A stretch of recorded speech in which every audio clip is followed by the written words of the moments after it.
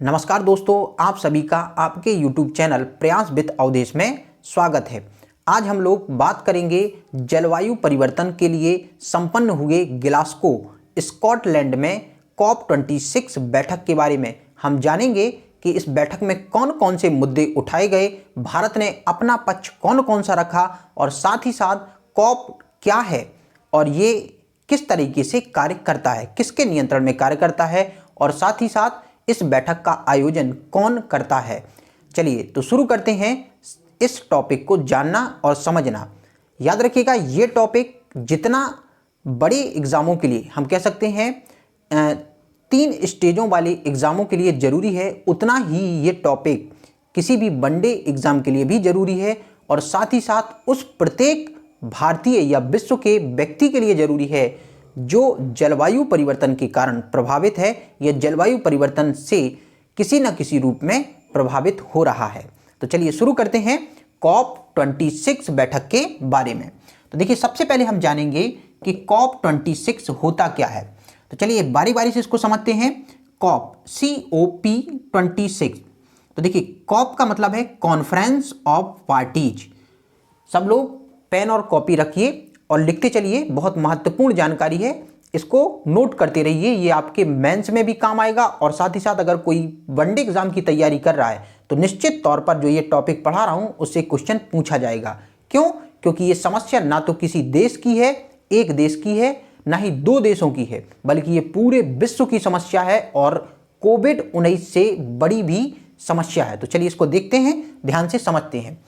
तो conference of parties, इसका full form होता है, देखिए यहां लिखा 26।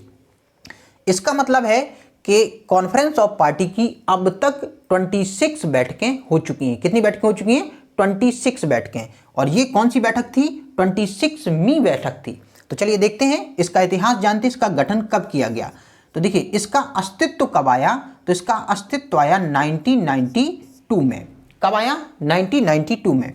1992 में एक सम्मेलन हुआ था जिस सम्मेलन का नाम था पृथ्वी सम्मेलन। क्या नाम था? पृथ्वी सम्मेलन। ये सम्मेलन रियो डी जेनेरियो में हुआ। कहाँ हुआ? Rio de Janeiro. कहाँ है Rio de Janeiro? Rio de Janeiro Brazil में है। तो भाई कॉन्फ्रेंस ऑफ पार्टी का अस्तित्व आया पृथ्वी सम्मेलन से। कब हुआ था? 1992 में। पृथ्वी सम्मेलन हुआ कहाँ था? रियो डी जेनेरियो में। इसी कारण इसको रियो सम्मेलन भी कहा जाता है। रियो डी जेनेरियो ब्राजील की क्या है? राजधानी है।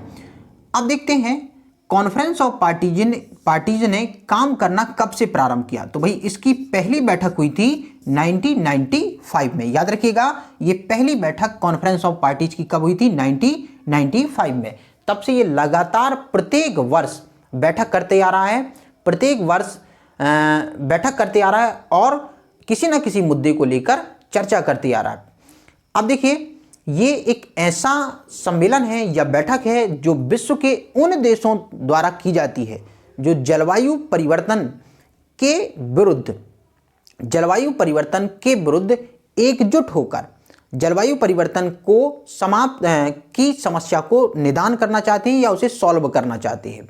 तो ये एक ऐसे सदस्यों की बैठक है जो जलवायु परिवर्तन के प्रति सचेतक हैं, जागरूक हैं, जलवायु परिवर्तन को जानते हैं और साथ ही साथ अपने देश में या अपनी भौगोलिक सीमाओं में जलवायु परिवर्तन को कम करने के लिए, प्रयास करने के लिए राजी हैं। अर्थात ये ऐसे देशों की बैठक है जो जलवायु परिवर्तन को एक समस्या के तौर पर देखता है। चलिए, सामान्य रूप से इसमें वो देश शामिल होते हैं, पहला पूरा का पूरा यूरोपीय यूनियन और दूसरा शामिल इसमें होता है संयुक्त राष्ट्र संघ के पूरे सदस्य देश, संयुक्त राष्ट्र संघ के सदस्य देश। तो भाई इस बैठक में यूरोपीय यूनियन के 27 देश हैं, पूरे के पूरे शामिल होते हैं और यूनाइटेड नेशन के जितने देश हैं सभी इस बैठक में शामिल होते हैं। ये दुनिया की सबसे बड़ी बैठक है, दुनिया का सबसे बड़ा सम्मेलन है, इससे बड़ा कोई सम्मेलन नहीं है। अब देखते हैं इसका आयोजन कौन करता है, आयोजनकर्ता कौन है। तो इसका आयोजन करता है UNFCCC। कौन है इसका आयोजन करता? UNFCCC, United nation framework convention on climate change. लिख लीजिए इसको, United nation framework convention on climate change, ये इसका आयोजन करता है। तो देखिए इसको एक बार रिवीजन कर लें, वनडे एग्जाम की दृष्टि से ये बहुत महत्वपूर्ण डाटा है। COP26 क्या है? तो देखिए 1992 में पृथ्वी सम्मेलन हुआ, रियो डी जेनेरियो में हुआ। इसकी उत्पत्ति इसी पृथ्वी सम्मेलन से हुई है। रियो डी जेनेरियो, इसे रियो सम्मेलन भी कहा जाता है। इसकी पहली बैठक कब हुई? 1995 में। इसमें कौन कौन शामिल होता है? तो यूरोपीय यूनियन के सदस्य देश शामिल होते हैं और यूनाइटेड नेशन के सदस्य देश शामिल होते हैं। अब देखिए इसका आयोजन करता कौन है? तो United nation framework convention on climate change इसका आयोजन करता है। अब ये है क्या? तो ये एक ऐसी बैठक है जो मुख्य रूप से इस बार स्कॉटलैंड के ग्लासगो में आयोजित की गई है। तो साल 2021 की बैठक कहाँ हुई, इस पर हम देखते हैं। तो साल 2021 की बैठक हुई स्कॉटलैंड का शहर है जिसको क्या कहा जाता है? ग्लासगो। स्कॉटलैंड का शहर है ग्लासगो। यहां पर इस बैठक का आयोजन किया गया।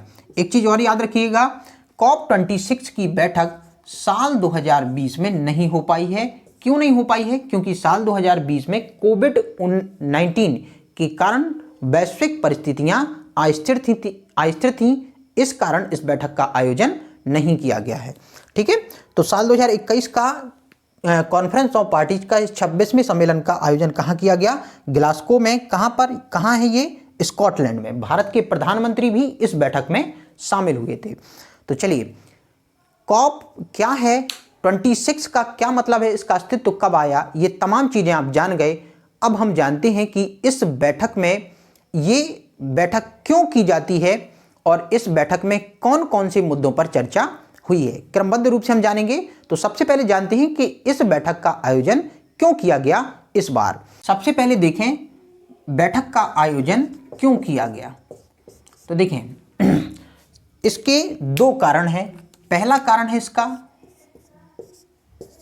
तेजी से होता जलवायु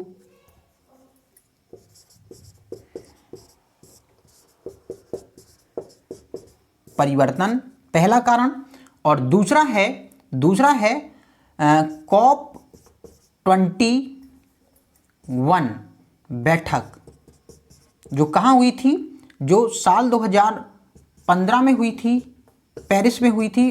पेरिस का किसकी राजधानी है? पेरिस फ्रांस की राजधानी है। तो देखेंगे इस बैठक का आयोजन क्यों किया गया। तो इसके दो कारण हैं। जलवायु परिवर्तन की जो दर तीव्र है उस पर चर्चा करना, उस पर विचार करना और कौन सा देश किस स्तर का प्रयास कर रहा है उस पर सहमति बनाना। और दूसरी बात, जो COP21 कॉन्फ्रेंस ऑफ पार्टीज की जो 21वीं बैठक हुई थी 2015 में पेरिस फ्रांस में, उसमें जो सहमति पत्र बना था, उस सहमति पत्र के आधार पर जो प्रावधान किए गए थे उन्हें लागू करवाना। तो इस बैठक का आयोजन मुख्य रूप से इन दो विषयों पर किया गया था। याद रखिएगा, जलवायु परिवर्तन पर जो परिवर्तन जो हो रहा है, जिससे जो कई प्रकार की समस्याएं पैदा हो रही हैं कृषि क्षेत्र में, वर्षा के प्रारूप में, ग्लेशियरों के बर्फ में, है ना, और समुद्र के जलस्तर की वृद्धि के रूप में, वनों के ह्रास के रूप में, इन तमाम मुद्दों पर बात करना। और साथ ही साथ जो COP21 की बैठक 2015 पेरिस फ्रांस में हुई थी, उसमें जो समझौते हुए थे, जो निर्णय लिए गए थे, उनको लागू करवाने के लिए ये बैठक आयोजित की गई है। चलिए अब देखते हैं इसमें बैठक में कौन कौन से मुद्दे रहे हैं, किन मुद्दों पर चर्चा की गई है। इससे पहले हम जान लें कि हमें क्यों इसकी आवश्यकता है और क्यों इस पर मुद्दे रखे गए हैं। देखिए, आप सभी जानते हो कि 15वीं सदी में 14वीं-15वीं सदी में विश्व में औद्योगिक क्रांति हुई थी और औद्योगिक क्रांति के परिणाम स्वरूप जो आज विकसित देश कहलाते हैं, उनके द्वारा बड़े पैमाने पर कोयले के उपयोग से बड़ी मात्रा में कार्बन का उत्सर्जन किया गया, ग्रीन हाउस गैसों का उत्सर्जन किया गया और अपने देश का विकास किया गया। चाहे वो विकास उद्योगों के द्वारा बनाए हुए नए नए सामग्रियों का हो और उत्पादों का हो, और चाहे वो विकास आर्थिक रूप से उस देश का हो। ऐसे में भारत जैसे विकासशील या अल्प विकसित देश जो विकास को वर्तमान में बनाए हुए हैं या कर रहे हैं, उन्होंने उस समय के विकास में किसी भी प्रकार का योगदान नहीं दिया। जब उन देशों का विकास हुआ, आज वो विकसित देश कहलाए, तो उनके द्वारा जो तरीका अपनाया गया उससे कार्बन का बहुत बड़े पैमाने पर उत्सर्जन हुआ, और कार्बन के उत्सर्जन एवं ग्रीन हाउस गैसों के उत्सर्जन से क्या हुआ, वातावरण का प्रभाव जो बना हुआ था वो बिगड़ गया, जिससे क्या हुआ, जलवायु परिवर्तन जैसी घटनाएं होने लगी। जैसे कुछ घटनाओं का मैं आपको उदाहरण देता हूं। वर्तमान में मौसम क्या हो रहा है, मानसून क्या हो रहा है, लगातार परिवर्तित हो रहा है। जैसे समय पर वर्षा ना होना, समय पर ठंड ना होना, ठंडी ना होना, समय पर कृषि कार्य ना हो पाना, ग्लेशियरों की बर्फ का लगातार पिघलने का डर बना रहना, ओजोन परत में छिद्र होना, कार्बन का वायुमंडल में, कार्बन या कार्बन डाइऑक्साइड का वायुमंडल में प्रभाव अधिक होना, पृथ्वी का में जो हीटिंग है उसका अधिक होना, ये तमाम तरह की समस्याएं देखने को मिल रही हैं। इन समस्याओं पर ध्यान देने के लिए, विश्व का ध्यान इन समस्याओं की ओर आकृष्ट करने के लिए और साथ ही साथ अपने अपने स्तर पर कुछ प्रयास करने के लिए ये बैठक आयोजित की गई है। अब देखिए समस्या क्या है। समस्या ये है इस बैठक में मुख्य रूप से कि भाई विकास किया किसी ने और भुगतना किसी को पड़ रहा है। तो इस बैठक में इस पर भी चर्चा होगी कि भाई जिनने विकास किया, जिनके कारण ये परिस्थितियां पैदा हुई हैं, वो क्या व्यवस्था करते हैं और कैसे जिन्होंने विकास अभी तक नहीं किया है उनके लिए कौन सी व्यवस्था वो अपना कर उन्हें देते हैं। तो चलिए शुरू करते हैं कि कौन कौन से मुद्दे इस बैठक में प्रमुख रूप से रखे गए हैं। तो चलिए देखते हैं। जैसा आप बोर्ड में देख रहे हैं कौन कौन से चर्चित मुद्दे रहे। COP26 याद रखिएगा, ये देखिए सम्मिलित रूप से चर्चित मुद्दे हैं, क्योंकि मैंने पहले ही बताया कि जलवायु परिवर्तन पर इस पर बात करनी है। तो जलवायु परिवर्तन पर बात करनी है तो भाई 2015 के पेरिस समझौते के भी मुद्दों को लागू करना है। तो भाई 2015 के पेरिस समझौते के मुद्दे कौन कौन से हैं और साथ ही साथ 2021 में जो COP26 आयोजित किया गया इसके कौन कौन से मुद्दे हैं, इन दोनों पर हम लोग सम्मिलित रूप से बात करेंगे और समझेंगे। चलिए अपनी कॉपी में नोट करते रहिए और ध्यान से लिखते रहिए। तो हम यहां पर बात करेंगे COP26 प्लस COP21। COP26 जो बैठक है और COP21 जो बैठक है वो 2015 में पेरिस फ्रांस में हुई, और COP26 बैठक जो है वो कहाँ हुई है, वो स्कॉटलैंड के ग्लासगो में हुई है। ये भाई कब से कब तक हुई है तो याद रखिएगा, ये 1 नवंबर से 12 नवंबर 2021 तक हुई है। जबकि मैं कह सकता हूं कि इस बैठक का एक दिन और बढ़ा दिया गया। क्यों? इन 12 दिनों में इस बैठक में उठाए गए मुद्दे जब पूरी तरह से चर्चित नहीं हो पाए, चर्चा में नहीं आ पाए, तो एक दिन इसमें और बढ़ा दिया गया है। तो भाई कुल 1 नवंबर से 13 नवंबर तक इस बैठक का आयोजन किया गया है। ठीक है, चलिए तो हम लोग इन दोनों बैठक में जो लिए गए उठाए गए मुद्दे हैं उन पर बात करेंगे। तो सबसे पहले हम देखते हैं जो अक्सर लोगों द्वारा कहा जाता है नेट जीरो उत्सर्जन। आप देख रहे होंगे बोर्ड में, अपनी कॉपी में लिख लीजिए नेट जीरो उत्सर्जन। क्या है नेट जीरो उत्सर्जन? तो हम इसको देखते हैं और समझते हैं कि क्या है नेट जीरो उत्सर्जन। देखेंगे नेट जीरो उत्सर्जन से आशय यह है कि किसी देश द्वारा कार्बन उत्सर्जन को कम करना है। याद रखिएगा, लिखते चलिए। नेट जीरो उत्सर्जन से मतलब है किसी देश द्वारा कार्बन उत्सर्जन को कम करना है। कम करना है, चरणबद्ध रूप से कार्बन उत्सर्जन को कम करना है। क्यों? क्योंकि एकदम से नहीं किया जा सकता। तो चरणबद्ध रूप से कार्बन उत्सर्जन को कम करना है। साथ ही जितना भी कार्बन उत्सर्जित हो रहा है उसे सिंक करने की व्यवस्था करनी है। ध्यान से याद रखिएगा मैं क्या बता रहा हूं। नेट जीरो उत्सर्जन का मतलब क्या है? कार्बन उत्सर्जन को कम करना है और जितना भी कार्बन उत्सर्जित हो रहा है उसे सिंक करने की व्यवस्था करनी है, उसे मैनेज करने की व्यवस्था करनी है। अर्थात कार्बन के उत्सर्जन को शून्य पर लाना है। कार्बन के उत्सर्जन को शून्य पर लाना है। एक तो भाई करना नहीं, और दूसरा जितना कर रहे हैं उसे क्या करना है, सिंक द्वारा समाप्त कर देना है। तो कार्बन उत्सर्जन क्या हुआ? टोटल जीरो हुआ। इसी को क्या नाम दिया गया? नेट जीरो उत्सर्जन। भारत ने इस पर बात की है और विश्व के सामने अपनी प्रतिबद्धता को जताते हुए भारत ने कहा है कि साल 2070 तक भारत नेट जीरो उत्सर्जन प्राप्त कर लेगा।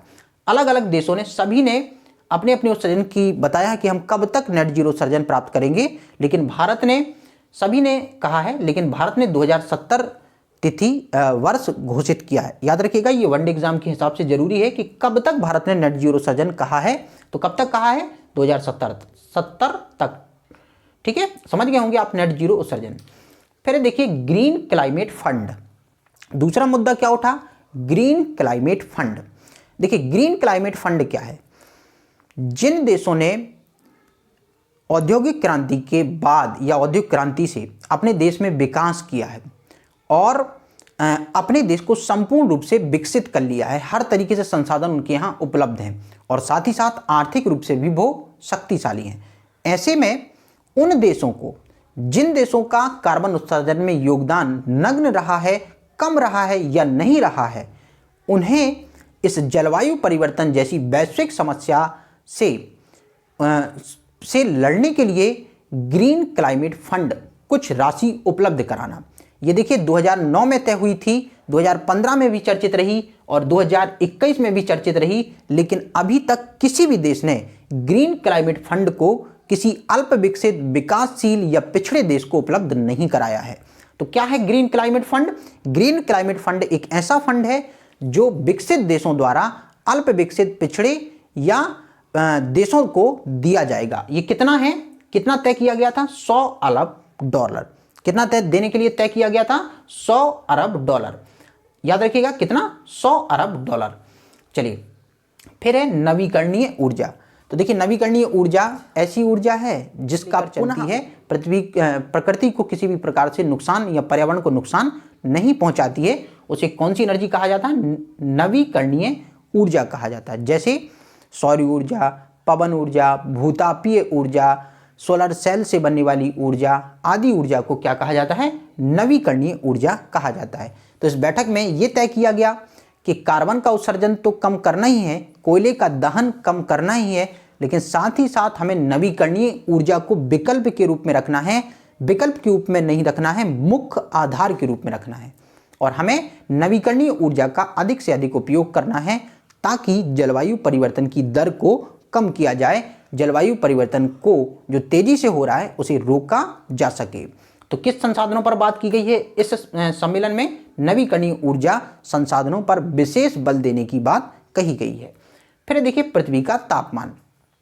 देखिए ये एक प्रमुख मुद्दा है और चर्चित भी है और साथ ही साथ समस्या का विषय भी बना है। देखिए प्रत्येक देश जो पृथ्वी पर स्थित है, सभी देश यही चाहते हैं कि किसी भी रूप में ग्लेशियर में जमी हुई बर्फ पिघलकर समुद्र में ना आए।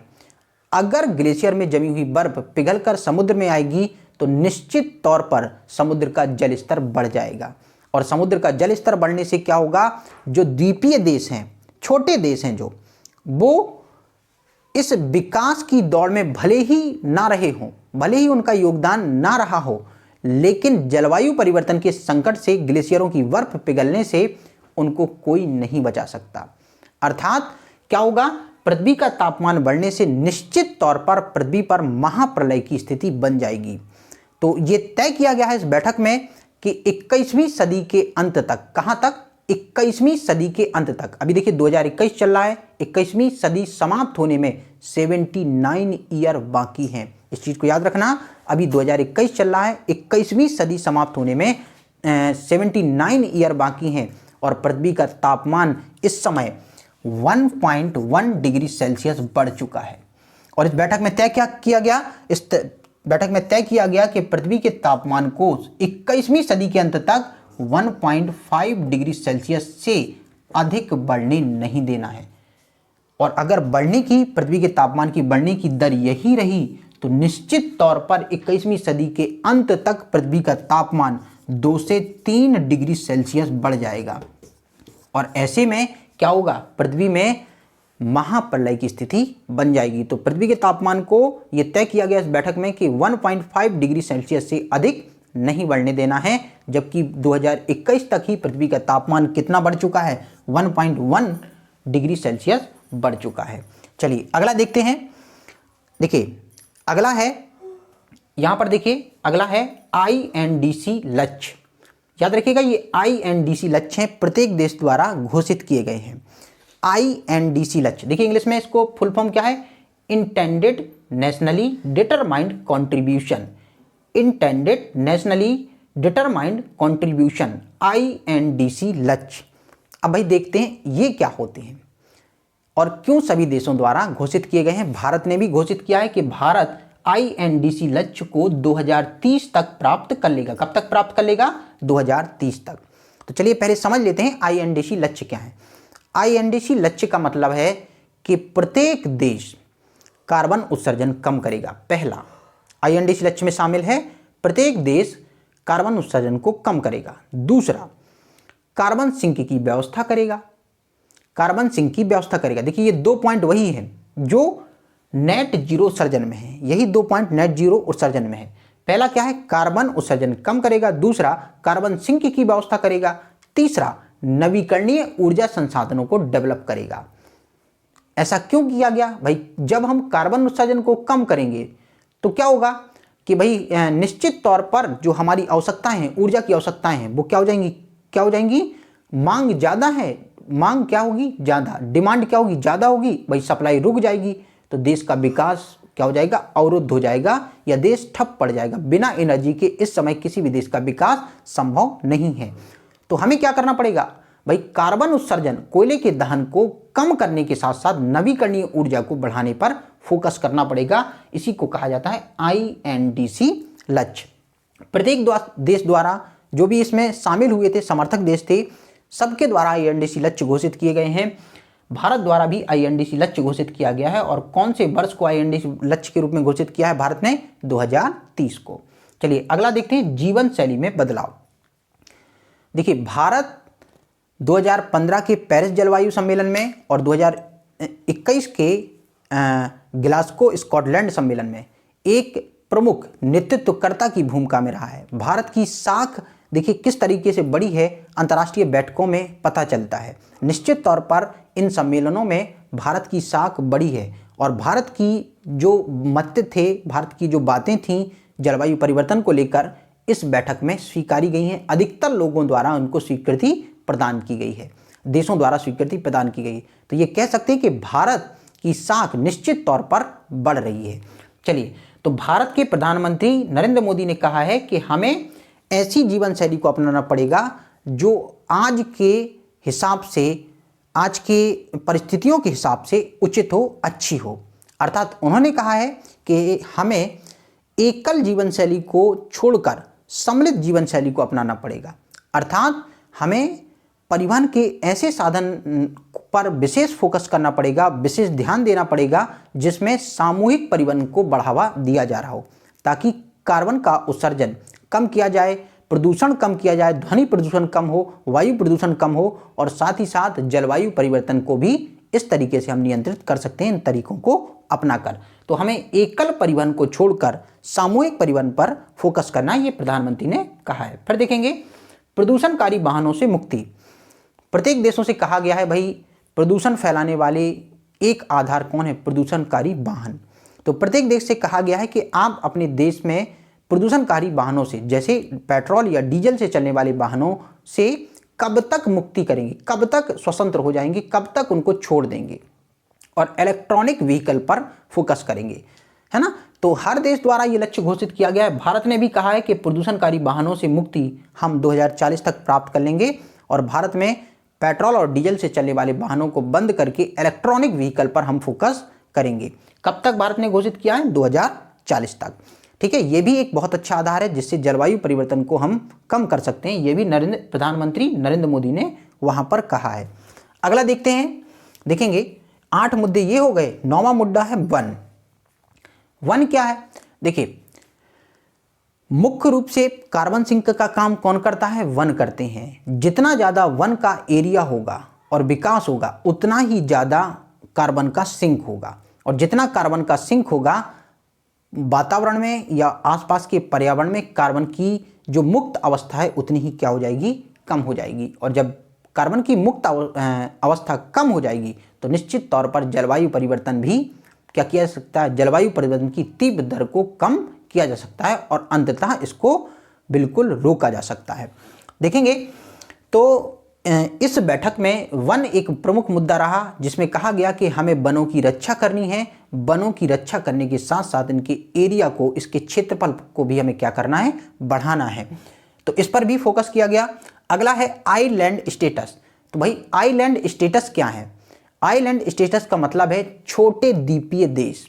द्वीपीय देश ऐसे देश जो समुद्री क्षेत्र में है या फिर समुद्री तटवर्ती क्षेत्रों में है, और जलवायु परिवर्तन के कारण जब ग्लेशियरों की बर्फ पिघलकर समुद्र में आएगी तो निश्चित तौर पर समुद्र का जलस्तर क्या हो जाएगा, बढ़ जाएगा, और इन आइलैंड स्टेटस के जीवन पर खतरा मंडराने लगेगा, तीव्र खतरा मंडराने लगेगा। जबकि मैं पहले ही बता चुका हूं कि इन द्वीपीय देशों का जलवायु परिवर्तन में कोई योगदान नहीं है, अर्थात कर कोई और रहा है और भुगतेगा कोई और। ऐसे में ये चर्चा की गई है कि आखिर कैसे इन्हें शेप किया जाए, कैसे इन्हें तकनीकी उपलब्ध कराई जाए ताकि इन्हें प्रभावित होने से बचाया जा सके। क्यों?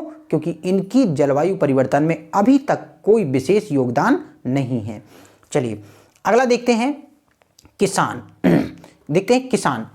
तो भाई भारतीय प्रधानमंत्री ने किसान का मुद्दा पहली बार इस तरह से अंतर्राष्ट्रीय बैठकों में उठाया है। भारतीय लोग हमेशा कहते हैं कि वर्तमान सरकार किसानों की बात नहीं करती। तो देखिए इस अंतर्राष्ट्रीय बैठक में प्रधानमंत्री द्वारा किसानों की बात उठाई गई है और कहा गया है कि जलवायु परिवर्तन केवल बड़े बड़े मुद्दों को बताने तक सीमित नहीं है, बल्कि इसका प्रभाव निश्चित तौर पर खेती किसानी पर या किसान पर भी पड़ता है। जैसे आप देख रहे हो कि लगातार पिछले 7-8 वर्षों से मानसून क्या कर रहा है, लगातार बदल रहा है। और क्या हो रहा है इससे, कभी वर्षा बहुत ज़्यादा होती है तो बाढ़ दिखाई देती है, और कभी वर्षा बहुत कम होती है तो सूखा दिखाई देता है।